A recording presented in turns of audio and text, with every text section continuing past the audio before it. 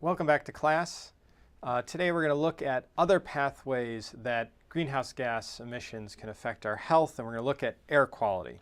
I want to go back to the diagram I showed you before. Last time we talked about increased greenhouse gases, increased energy in the atmosphere, warming, and heat waves, and the consequences of heat waves. But today we're going to look at some of these other effects. Increased CO2, and to start with, its effects on allergenic plants. So this is a close-up of what pollen looks like. And it turns out that pollen, which is a major trigger of allergies, both hay fever, so itchy eyes, runny nose, and asthma in children, is affected by carbon dioxide levels. So I'm going to give a little introduction to photosynthesis because it'll help us understand why carbon dioxide matters to certain plants, especially allergenic plants.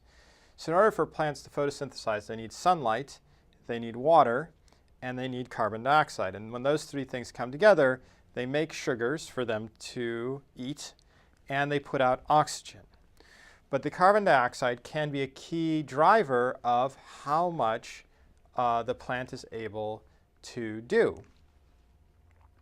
So if you take this plant, which is ragweed, and you give it carbon dioxide, it produces pollen, and the more carbon dioxide you give it, the more pollen it makes up to a certain threshold. And that's what's shown in this experiment. So these are different carbon dioxide levels, 280, 370, and 600. Remember, the pre-industrial level is 280. The current level is close to 370, and 600 is a little over double baseline CO2. And you'll see here that in terms of the number of floral spikes, the pollen spikes, and the pollen production per plant, that as you increase the carbon dioxide concentration that these plants live in, the more pollen they churn out.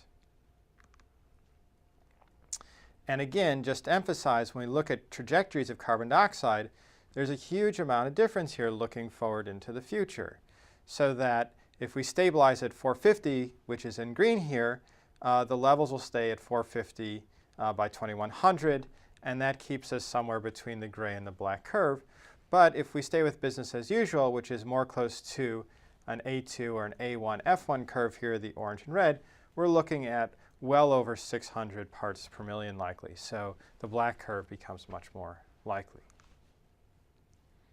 It's not just that increased carbon dioxide concentrations affect pollen production. When we think about the effects of greenhouse gases upon the incidence of allergic diseases related to pollen, warming itself affects the ability of plants like ragweed to live. So it's warming earlier in the springs, it's staying warmer later in the falls, and that has in fact changed the length of the pollen season.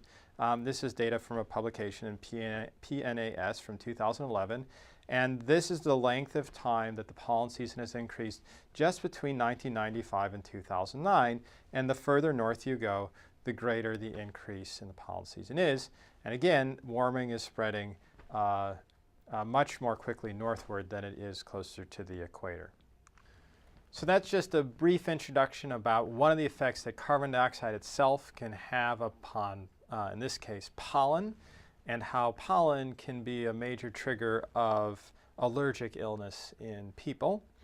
Next, we're going to turn to other air quality related effects to greenhouse gases.